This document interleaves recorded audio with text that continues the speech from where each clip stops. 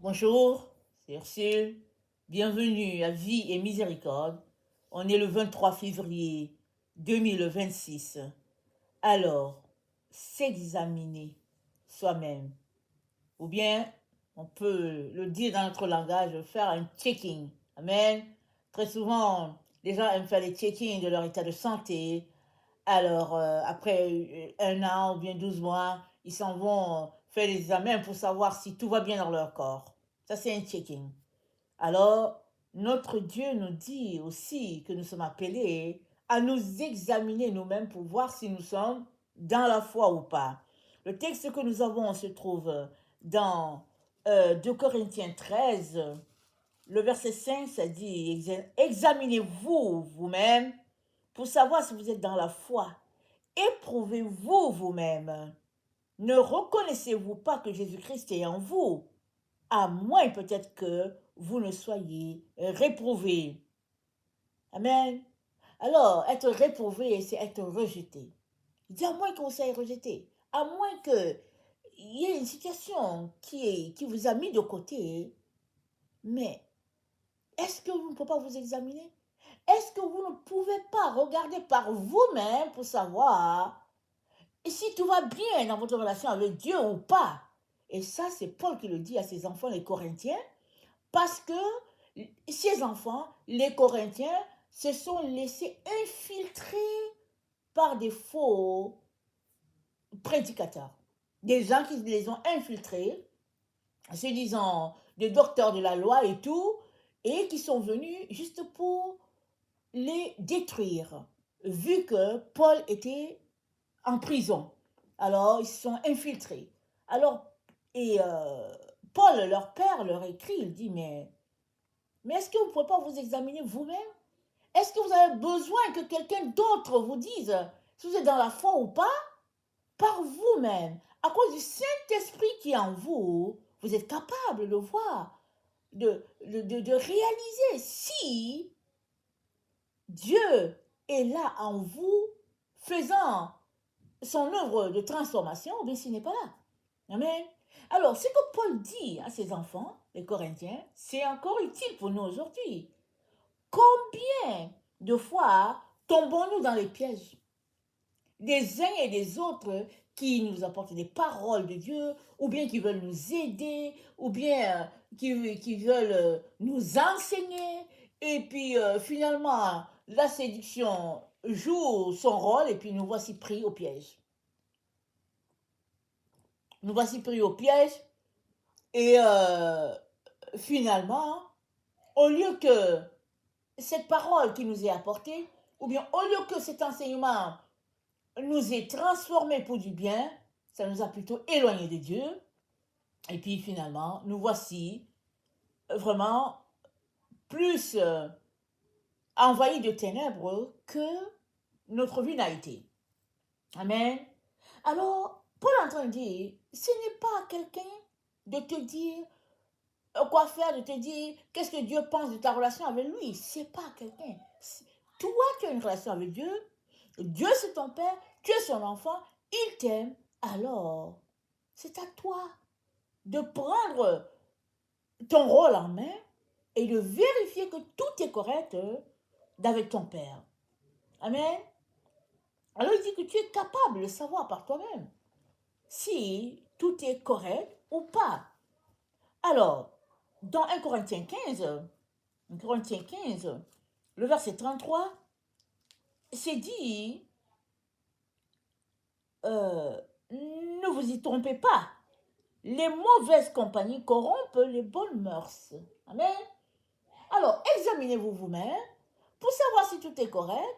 Et puis, quels sont tes compagnons? Avec qui marches-tu? Quelles sont ces personnes-là que tu admets dans ta vie, dans ton cercle, qui en fait sont là juste des loups ravisseurs? Qui sont-ils? Il est important que tu t'assures que les gens que tu côtoies sont des gens de bonne moralité. C'est ça que la parole de Dieu dit. Et au verset 34, nous sommes plus dans 1 Corinthiens 15, c'est dit, revenez à vous-même comme il est convenable et ne péchez point. car quelques-uns ne connaissent pas Dieu, et je le dis à votre honte. Il dit, revenez, prenez conscience de la situation dans laquelle vous vous trouvez. Vous êtes dans l'erreur, vous êtes en train de vous égarer, alors rentrez en vous-même et revenez à Dieu. C'est ça que Paul dit à ses enfants. Parce que les mauvaises compagnies corrompent les bonnes. Ils se sont laissés infiltrer par des gens de mauvaise moralité, et puis les voilà en train tout simplement de subir des situations indésirables qui n'ont pas besoin d'être.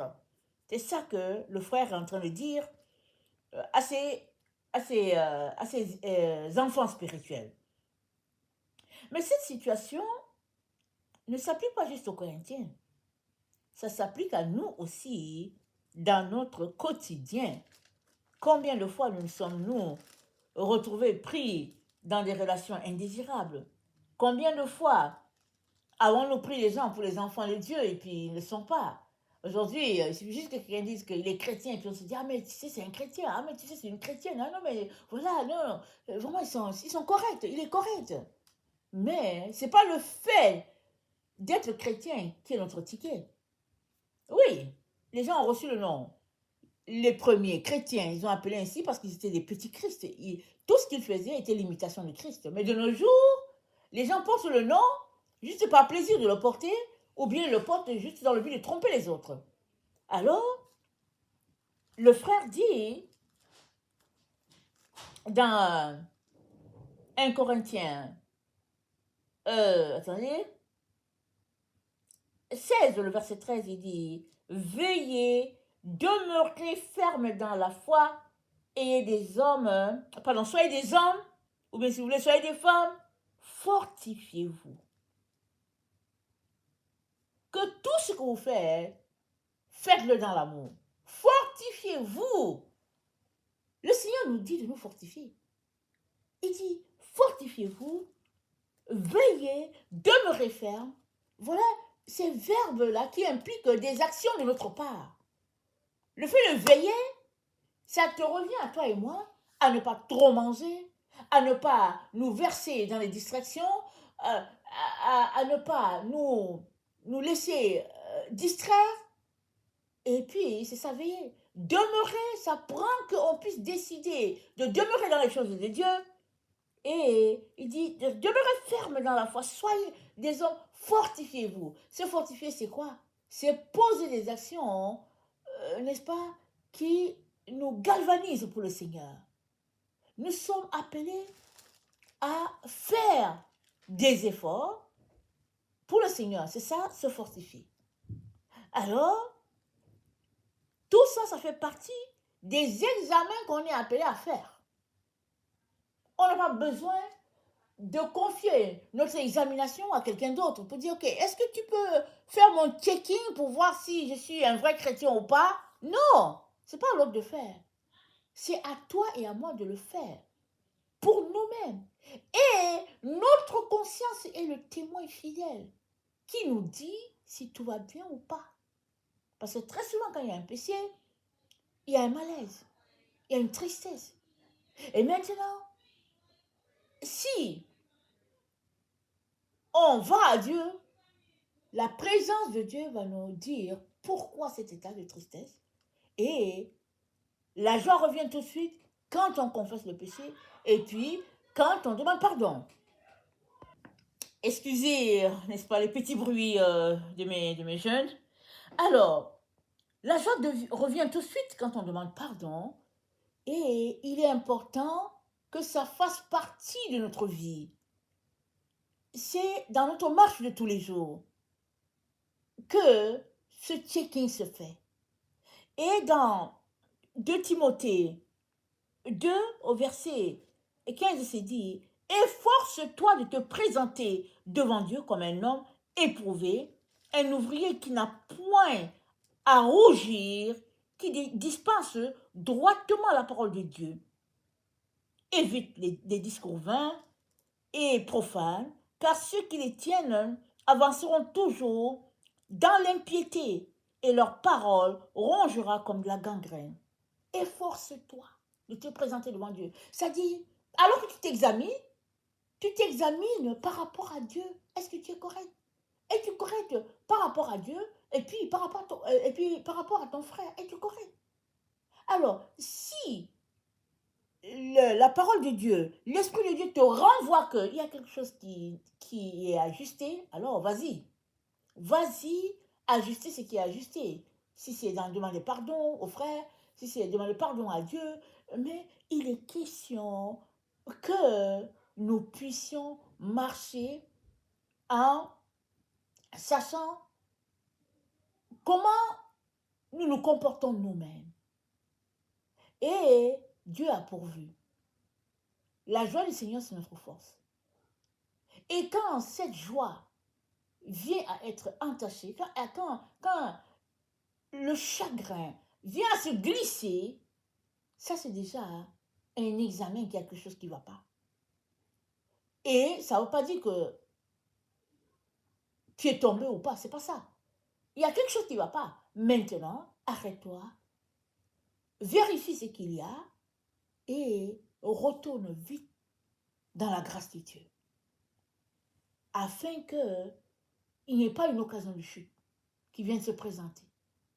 Et le Seigneur a dit, pour que nous puissions éviter ces occasions de chute-là, il a dit, aimez-vous les uns les autres, fortement aimez-vous.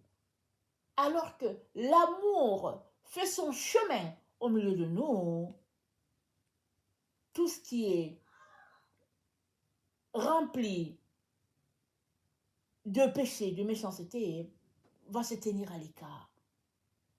Et c'est comme ça que nous allons avancer dans le Seigneur, sachant que tout ce par quoi nous passons, c'est là pour nous éduquer. Si c'est une offense entre frères et sœurs, alors pardonnons-nous réciproquement et puis retournons tout de suite dans l'amour. Ne laissons aucune occasion de chute à l'ennemi, afin que toute la gloire soit à notre Dieu, lui et lui seul. Et dans Philippiens 2, le verset 15, je vais terminer avec ça. Philippiens 2, le verset 15, c'est dit, Philippiens 2, le verset 15, il dit, attendez, c'est le 14. Faites toutes choses sans murmure ni hésitation.